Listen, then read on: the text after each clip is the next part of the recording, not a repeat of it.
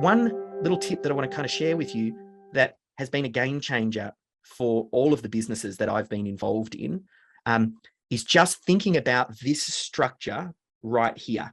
And this tip, like the pro tip that I want you to take away as you build out your critical client flow in your MVS, and then you start to identify, these recurring, repeatable tasks that are essential and delegatable. Once you've got that down, if you can master getting admin assistants that you plug into your business that are, potentially offshore, and you assign some of these tasks to them, and then you get that off the plate of some of your more senior team members up here, so they only work on the highest value tasks, and you're getting these tasks off their plate, it's a game changer.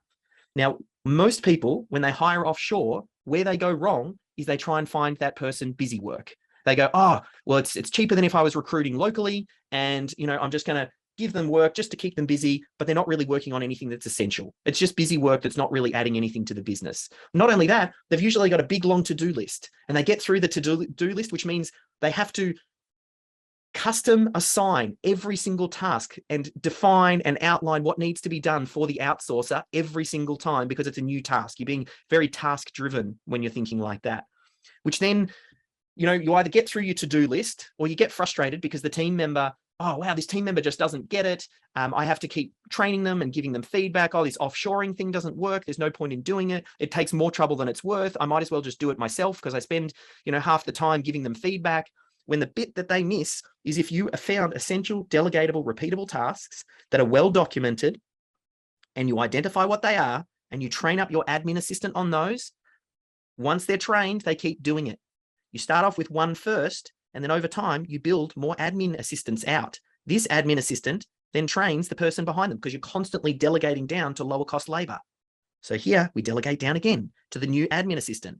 And what ends up happening is you start off with one admin assistant, but really having an admin assistant, particularly one for sales, one for marketing, one for operations, where they support all of the team members in here so that those team members, your highest cost team members, are working on the highest value tasks.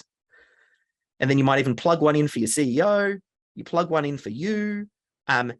If you can master this has always been my competitive advantage, because you're usually your two biggest costs. If you've got a retail shop or something, it's the rent and the overheads of that, plus your staff.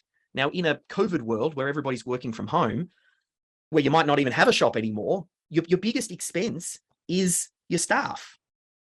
And if you can dramatically reduce your staff and make your most expensive labor more effective, you give yourself a margin for error. You change the mechanics. Now, I've been offshoring for 20 years, more than, and this is the missing piece. I don't know why so many people have trouble with it.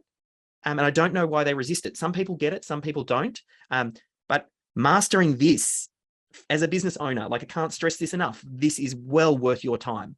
And I think it's never been easier now with COVID, because you've had to kind of start to get comfortable with people working from home anyway. You've had to figure out, how does it work virtually? You've got a project management platform. You've started to make some of these changes.